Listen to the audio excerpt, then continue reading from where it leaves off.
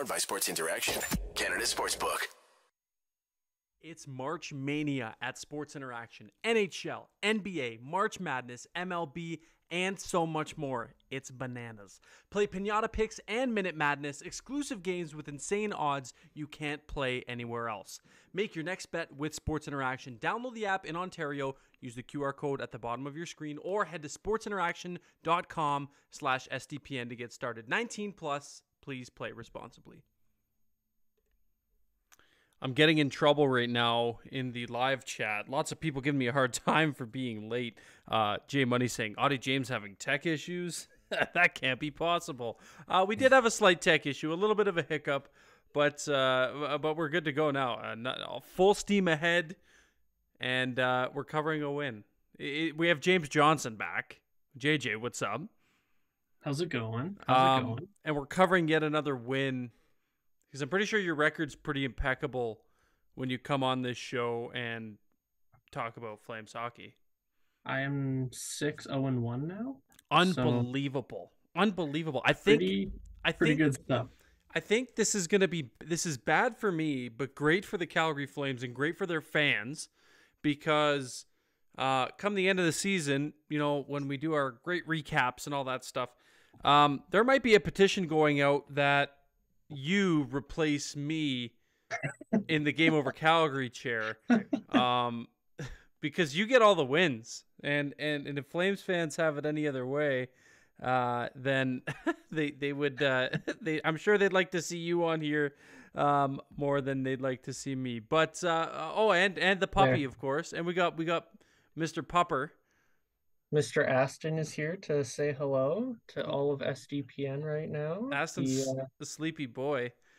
Oh yeah, he does not want to be here right now. I'm kind of forcing him, so he will probably duck out in a second. He's like, Papa, let me go to sleep, please. He's late. I'm tired.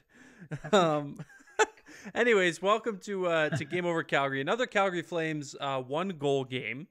Not surprised to see that at all this season. It's something that's is becoming more and more common as we approach the end of the season. But it is a Calgary Flames win nonetheless, which going down the stretch, depending on which side of the fence you sit on, I know it's been up and down, even for me, based on what I want the Flames to do. But before we break down tonight's game, before we get too deep into the meat and potatoes, it was Pride Night tonight at Scotiabank Saddledome.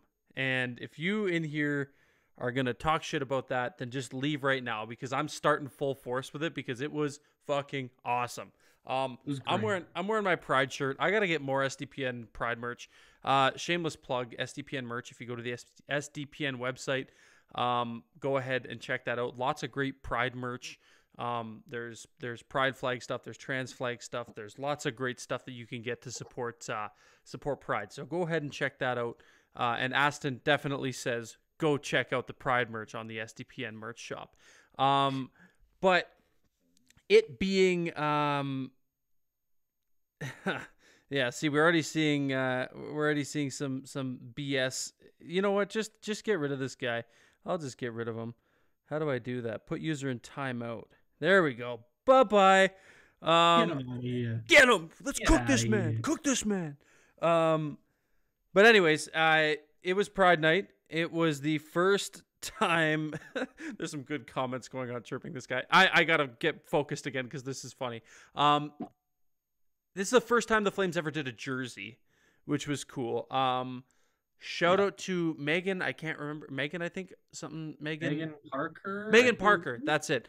The local artist who designed the Calgary Flames Pride jersey. Chef's kiss. It was so great.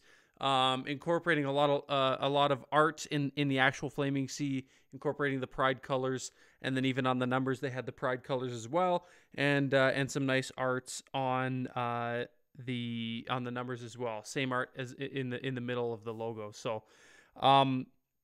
it was great. I think, I'm surprised it took as long as it did for them to get a jersey. But you know what? I guess in this day and age, better late than never. I'm glad. The biggest thing for me, I'm just glad that there was no BS. It was 100%. everybody wore it. What do you, before we get too far into it, I think it's important to highlight this. What were your thoughts and just overall consensus on the jerseys, the night itself, and what you thought of the 2023 Pride celebration for the Flames? Yeah, it was so well done. I'm very proud of the Flames organization for doing everything they did, and every player wore the jersey, which is great. I think in past years, Calgary has been they've been behind other teams, especially in Canada, in doing celebratory jerseys such as Lunar New Year, other things like that, Pride. But this year they've knocked it out of the park. Like the lunar jerseys, the indigenous, and then the Pride today. Like everything has looked so well. Everything has looked great. It's all been well done, and yeah, it's exciting. Like when when the Edmonton Oilers posted theirs, there was a lot of hate comments, and when Calgary posted theirs, I was expecting to see a lot more. So that was nice seeing less less hate than expected, which is nice because there's a lot of people that just love to hate on For everything whatever Pride reason. related. Yeah, And it's not really hard to be a good person and just accept people for who they are. But I didn't yeah, realize that hey, in today's day and age, at the age of 26 going on 27 in June, I'd have to try to explain that to people online. One of oh, the first things I was taught was to treat people, the way you'd like to be treated. And I wouldn't like to be treated the bingo. way that some people talk about the LGBTQ 2+ community that, just wants to be accepted. And that's the name of the game here. We just want everybody to be accepted. Everybody's welcome. Not only on this stream, not only in the game of hockey, as much as it may not feel that you are. There's lots of people that are in your corner, as much as it seems like the people that aren't are amplified. I just hope people realize that there are resources, there are people out here that support you. This entire network. I'm going to speak on behalf of the entire SDPN because I know that from top to bottom, everybody's welcome, and the message is very clear from the top down that everybody's to be included, and it's really not that hard. So and there you go. Katarina saying going to be 27 in June, twinsies. Yes, if you're on the 17th of June, then that's a different story. Then that's even more so twinsies. But yeah, moral of the story, I think they knocked it out of the park. Shout out to Brent Gibbs and company, who did a fantastic job of collaborating the whole thing, putting it all together. And like you mentioned, JJ, the Flames have knocked it out of the park all year with everything that they've done for all of their theme nights. So just a kudos to everybody who was involved, and everybody Yeah, who everybody who partook. And it was good to see that everybody wore the jerseys. It was nice. They were gorgeous, and I'm just gonna leave it at that. They were gorgeous. And to Oscar's point, why does the league make it difficult to buy practice jerseys? That's a miss, not just from the Flames, but from every other team in the league, because even if corporate greed, they're going to want to pocket some money somehow. Even if you put like half the proceeds in your pocket and half the proceeds in a charity of your choice's pocket, those things are going to sell like hotcakes. yeah, So I wish that I wish they put them on sale more than just the limit that they have for the ones that they wore on the ice, and you got to pay astronomical amounts for to try to get those. But it's for a good cause. They all go to the CSCC inclusion program. But I do agree with Oscar's comment. I wish they made it a little bit more, a little bit easier to come by. Robert saying, yeah. Auddie, if you can only get the mugs in the team store in person, you are getting me a mug. I will do my damnedest to get you whatever piece of Pride merch you need. I, for one, got someone to pick me up a hat today just in case they did sell out. So I do have a hat on the way. I'm excited to wear that one and debut it here. Just before we get in, I'll read a few more comments as well. Where are we? Yes, Robert making a good point as well. Mike Gould did confirm. I was going to check in with Popo, but I didn't. But I want to ask him if they are for sure going on a t-shirt. If that's the case, those are going to sell like crazy too. Yeah. You'll know damn well. And this one from Adam. SDPN has really made me feel very welcome about being LGBTQ2+ and a big fan of hockey. And that's Awesome. that's important. That's important, Adam. And you know what? We appreciate you being here. We appreciate that you feel safe in this space because it's important that everybody feels safe enjoying the things that they love, especially this beautiful game that drives us crazy and this team that drives us crazy. But as long as everybody feels welcome, everybody feels supported, and that this is a safe space for everybody, that's our main goal.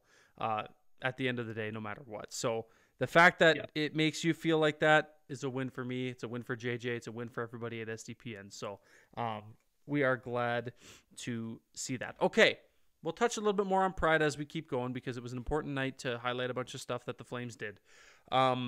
But one thing that we can be proud of is the fact that the Calgary Flames looked tonight like they played a full 60, something that they haven't done all year. The biggest hockey cliche out there is to play a full 60. If you ask any player after any given game, they're going to tell you that they either did or they didn't do that. From my vantage point, JJ, and I'd love to hear your 2 cents on it after, probably one of the best collective games that this group has played all season from the crease out. Agree or disagree? Yeah, I think they know it's crunch time, and I'm gonna be honest, I was just sitting and waiting for LA to come back. Like I was waiting for the Flames to turn it off because that's what we've seen all season. And I got to give them credit. They proved me wrong, and they actually played what I thought might have been their best game of the season. The LA Kings are incredible right now. I believe they're 10-0-2. Well, they were 10-0-2 going into Yeah, this game. they were. So that's like Calgary just handed them their first regulation loss in 13 games.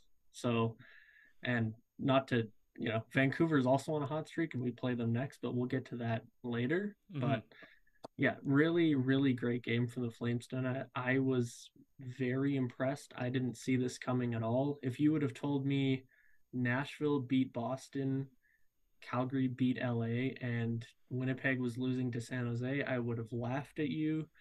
But hey, that's why we play the games. Are they That's why. losing? That was something I was going to double check on Yes, because I should probably double one of the check before points I had was Nashville won against Boston. The Sharks are still up 1-0 with a minute 15 to play in the second period, as far as my app shows me. But yeah, it's really like, as much as we've been, and I've been beating this drum too. I'll full transparency. I'll eat all the crow in the world. I talk a lot of shit, and I smack my smack. I talk too much. I talk out of my ass at the best of times. But I'm not afraid to eat crow, and that's something that the Flames are looking at me, and they're reading my tweets, and it's the Michael Jordan, and I took that shit personally. Yeah. I've been writing them off. I thought they've been out of this Oh, yeah. for a few weeks now. They showed glimpses. You and I, one of the last times we talked about it on this show, we're just flipping from shit, we should probably start losing some games and get some Bedard talk going here in Calgary, to wait, now hold on a second. There's a little bit of a glimmer of hope. And it's that back and forth that we're seeing over the past couple weeks, and we're going to see it till the end. So buckle the fuck up. Is what's driving me crazy.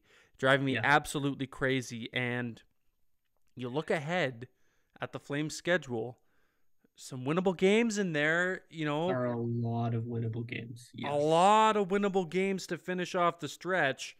And, if the Jets do what the Jets do and they start to go down the shitter, we might be seeing Calgary Flames in that wild card 2 spot.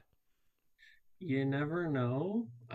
It would be very funny. I'm not a fan of Rick Bowness because he made playoffs. Calgary and Dallas last year made that so boring. He did. I'm not a fan of Rick Bowness. So if the Jets do miss, I'd give it a little chuckle and kind of laugh at them. But I still, even if even if San Jose beats Winnipeg tonight, I'm still not optimistic at all, because even though it'll show Calgary's only 2 points away, they're actually 3 points out because they have so many overtime losses that if they tie Winnipeg for points, Winnipeg gets in because they have so many more regulation wins. wins. So in theory, if Winnipeg wins, they're 5 points out. If Winnipeg loses, they're 3 points out, even though it'll show they're only 2 points out. So I just want to clarify because I saw right after Calgary won, everyone saying we're only 2 points out. I'm like, You really oh, need unfortunately, you really need. So the moral of this discussion is the Flames really need to not tie the Jets for points. They outright need to we need have to more be. Yeah, points than you need one more point than the Winnipeg Jets, in order to avoid that inevitable shitstorm of a tiebreak that is regular or overtime. Or sorry, Jesus Christ, regulation wins, regulation. Yeah, which the Flames don't have a whole lot of. They are definitely merchants of the overtime loss. oh yeah, Which, if you take those points away, the Flames are nowhere close to where they are right now. But no, they're like lottery. yeah, seriously, like it's crazy. If the NHL did what the MLB does in terms of just straight up wins, losses, games back, stuff like that, it would have been. It makes for a much more interesting standings. I wanted to do an experiment on it, and I put all the standings together. You take away all those points, and then like I didn't realize I did this on a Saturday where games started at like noon, and teams had already won, and I'm like, fuck, I got to redo everything, and I'm just like, you know what, screw it. I said screw that noise, but some positives, I guess, leading into what we've talked about over the past little while as the most important stretch of Calgary Flames hockey this season. One of them is between the pipes. Jacob Markstrom Yeah, has looked, and I've seen some of the comments, people saying, Oscar again saying, haven't been paying a ton of attention, but has Markstrom been better recently? 100%. He looks like a completely different player than he did to start the season, and even up until the pretty much 3/4 mark of the season, he was shaky at best. He was a shell of his former self, and he just quite frankly wasn't getting the job done. He was in his own head. He was saying that he was playing bad hockey to the media, and when you're saying to the media that you're playing like shit, you know damn well in your head it's way worse than what you're portraying to the media. So it was tough sledding for Jacob Markstrom, but he's found his ground. Now, my question for you, if the Flames are able to squeak their way into the playoffs, is Jacob Markstrom to be a feared man between the pipes, getting oh yeah, hot at the right time? oh yeah. Well, he's got like new dad strength right now, and Yeah. I would not want to mess with that man. If he's on, he is on. Yep. He is on. And there's been a couple times where he's put together a brief stint where he's been really good, and then I tweet out let's put a word there that we back up, and then he goes straight downhill again. But Yep. I think ever since March started, he's been very consistent, and it's the Flames are going to need him. What are there 7 games left? They're going to need him probably for every single game left, including the back-to-back against Winnipeg, which Yeah. is going to be the game of the year, by the way. Yeah, that's got the makings to be one of, if not the best games of Yeah, of and the like season for the Flames. maybe you start Vladar against Chicago and then give Markstrom Winnipeg on the back-to-back just so he's fresh for that game, which is going to essentially decide your season. But the point is, like, you're going to need him to play exactly how he played tonight for the next 7 games, and they might have a chance. They might. So you're They might. saying there's a chance. there's there's a little chance. I think there's. I don't Look, our luck being how we are on social media, and I'm talking about you and I because we have not been quiet on know. our stance of where the team is and how we think they're going to finish. It would be our luck for all the trolls to come back out and be in our fucking replies saying, oh, you're a dumbass, and linking us to tweets that we already put out about how this team is done. And, I could foresee that coming to fruition. And it would just be to spite you and I, spite the OG barn burner crew to, yeah, rest in peace, to spite us. And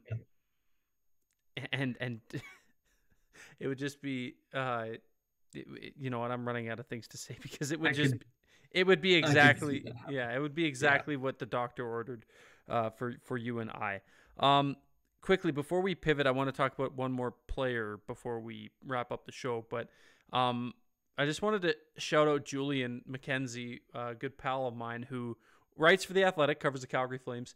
He wrote a piece on Backlund, Michael Backlund, and they talked about it on the most recent SDP. By the way, if you haven't watched the most recent SDP, you might notice something a little different about the setting. I'm not going to give it away. If you haven't watched or you haven't listened, go ahead and listen to the episode titled HQ. You're going to be in for a surprise. It's a good episode. Pretty cool stuff. Very cool stuff happening at SDPN. But they talked about it on the SDP, and Julian wrote a piece for The Athletic about Michael Backlund when he skated in his 900th NHL game just last week. And one of the things he said was then GM Daryl Sutter made Michael Backlund switch from number 60 to number 11 because he thought the vertical numbers would make him look taller, which is ridiculously absurd to me. I can't tell you how much I laughed about that. But then I thought, there's no way this is true. And then I thought, JJ and I interviewed Michael Backlund on our show Barn Burner, and he shared a story about then GM Daryl Sutter, who drafted, or was he coaching at that time? Drafted, I I believe. think he drafted him. Yeah, in yeah. 07. 07, yeah. Yeah. So anyway, the story is that Robert put in, we hope the mic is fixed tomorrow. There was a little bit of technical issues in SDP, but that's okay. They'll get it fixed. Hiccups. The story goes, and Michael told it to us, it's crazy, is that, they get the draft cap.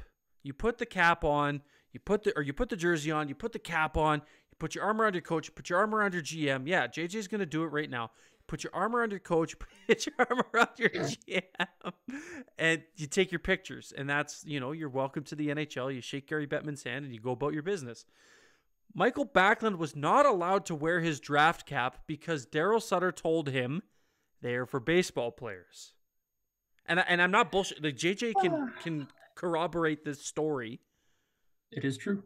Yep. He told us that straight up on our own show when we interviewed him, that he wasn't allowed to wear the draft cap, which is, and people who think the jersey number story is either false or hilarious, just know that it came from Michael Backlund's mouth that he wasn't even allowed to wear his own draft cap because of Daryl Sutter. So take that for what it's worth. That story, yeah. Because I think you knew that story coming into it, right? Yeah. And I don't remember. Yeah, somebody told us to ask him or something like that, so we asked him, and I don't think we knew the full extent of it. But yeah, Daryl didn't allow him to wear the draft cap, which is just weird. Just weird to me. It's like the most stereotypical Daryl Sutter's an old hockey man, and it remains true. But I will give him credit. When he was asked about Pride Night, he did say that if someone that wasn't what he usually coaches wanted to play on his team, he would accept them. And I thought that was really cool because I didn't really think that's something, I maybe I'm too hard on Daryl. I probably am, but I always see him through one lens of him just being like old grumpy coach guy. But hey, he has a lot of cool stories. Shout out to Chris Sutter, who turns happy birthday on Thursday to Chris Sutter, 30th. Happy they birthday. Did a big celebration for him at the Dome. He's awesome. I fucking love that guy. Love that guy. Yeah. If you haven't been to the Saddle Dome and you haven't experienced Chris Sutter time, it's the most exhilarating. I would run through a fucking brick wall for Chris Sutter during Chris Sutter time. That shit just gets me going, and I love that guy. He's the best hype man ever. Okay. Let's quickly touch on a couple things. We're up against the clock here. We've been talking for a while. I didn't realize that. Just give me quickly. I wanted to touch on Walker Duehr, and I'm going to let you take the floor. Give me your 2 cents on Walker Duehr, and then we're going to quickly pivot into our last topic, which I think a lot of people will find interesting. But what did you think about Walker Duehr tonight, and what have you found in his sample size so far this season with the big club. Doer. I hardly hard know to her. know. It's hilarious. Every time they say doer, Hannah says doer, and she expects me to. She like looks at me. She's like, yeah, yeah. And I gotta say, I oh, I can't hardly not. know her. I have to make that joke every single time, and every time I'm like with my dad and I make that joke, he just like wants to punch me. But anyway, Walker Doer is a perfect fourth liner. You have speed, forechecking, everything that you ever wanted. He is your guy. And it's such a breath of fresh air because we're used to Milan Lucic and whatever, Nick Ritchie, all these like guys that can't skate for shit. And it's just so nice to see someone that's actually fast on this team because it's a major concern. But I will leave it at that because we will go to our next topic. Yes, we will. And I just to quickly 2 cents on Walker Doer as well. And Nate saying Doer is walking. I see what you did there. So Phillips, Peltier, and Coronado can run. We'll see. But that leads me to my next point of Matthew Coronado, who needs to buy a bigger shirt for underneath his suit. Poor guy looked like the shirt was screaming uncle while he was being interviewed by Ryan Leslie. That shit was tight. But that's okay. He looks way better in that kind of tight shirt than I would. So it doesn't matter. You can call it for what it's worth. The Bison, as they're calling him, has signed with the Calgary Flames. He'll burn the first year of his ELC with the big club, which is something common. We're starting to see more and more with college free agents coming out of their, presumption or presumed final year of college. They burn the first year of that ELC, which gets them to where they want to be a little bit quicker in terms of their contract status and whatnot. But aside from that, pretty big news to see the young man signing with the team. A lot of people wrote it off. They thought Adam Fox 2.0. No Americans want to play for the Calgary Flames, but this young man seems pretty genuinely happy to be here. Right off the top, are we going to see him anytime soon? And should we see him anytime soon? I mean, Sean Farrell, who played for Harvard and signed with the Canadians the same day as Coronado, played tonight. That's all I'm saying. Mm-hmm. Although the Canadians are officially eliminated, Calgary's in a playoff run. I know, but I think, giving him Calgary plays Friday, I think maybe just him going out on the road trip to Vancouver with them, help him become acclimated with the guys is good, and then maybe you get him in Sunday against Anaheim. I doubt he gets in anytime soon, to be honest. I think it'll be maybe like after the Winnipeg game, so more than a week from game today. 80, game 81 kind of thing. Yeah, which whatever, it worked for Jacob Peltier, sitting him for like 3 weeks, whatever it was. Yeah. And now you're sitting him again. But I'd love to see him in just because I think this fan base needs something to root for right now. Just based on everything we've seen this year being complete and utter dog shit, for a lack of a better word. And yeah, great news to see him signed. There was a part of me that was like, the season has just gone so poorly. That's going to be the nail in the coffin. This guy's going to, American players just don't like Calgary right now. Yep. But hey, he proved that small part of me wrong, and I'm happy. I'm happy that we get to see the Coronado show. Hey, Scoronado and the Coronado show. There's going to be so many different plays on his name. It's going to be awesome. But yes, I can echo your excitement and your desire to see something nice this season, barring a miraculous playoff berth. But that yearning as a Flames, a person who covers this team, it's nice. What's even nicer is to see how Jacob Peltier, who's like the youngest guy on the team, already is the one who took the next youngest guy under his wing. Took him for lunch or whatever. They were chumming it up at practice. And Coronado and Matthew talked about it with Ryan Leslie during the intermission there when he had him on. During I think it was the first intermission.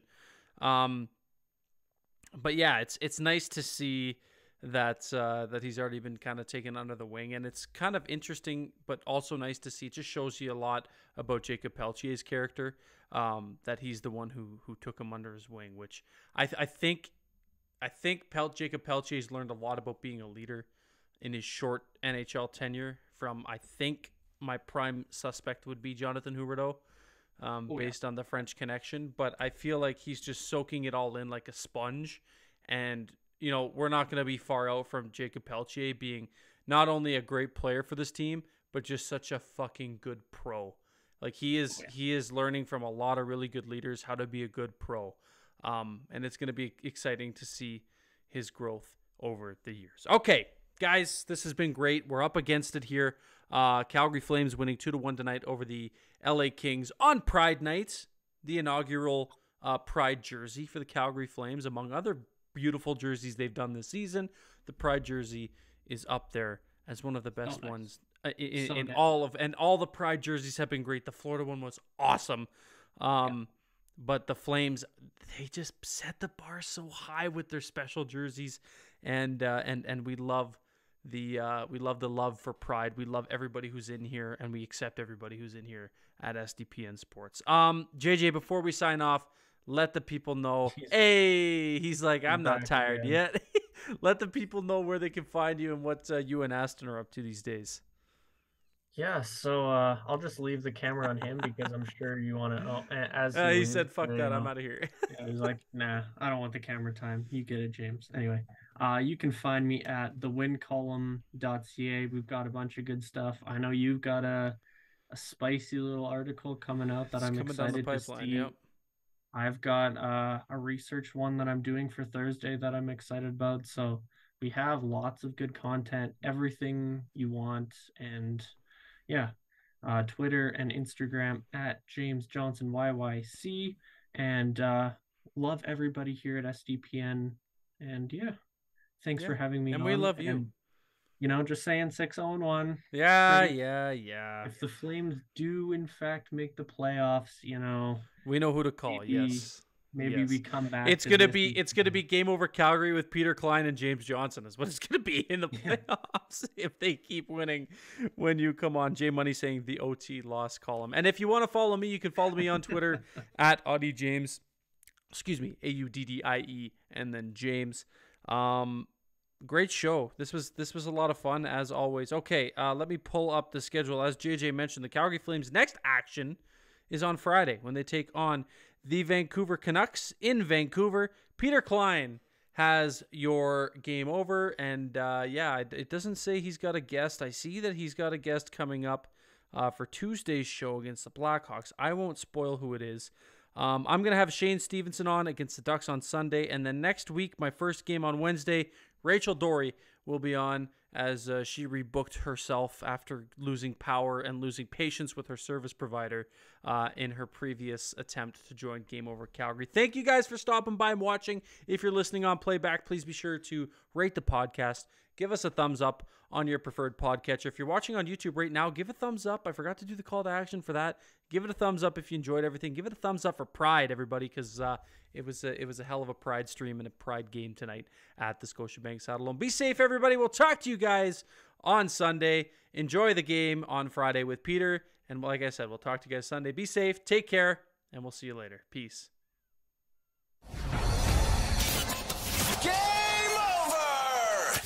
Powered by Sports Interaction, Canada Sportsbook.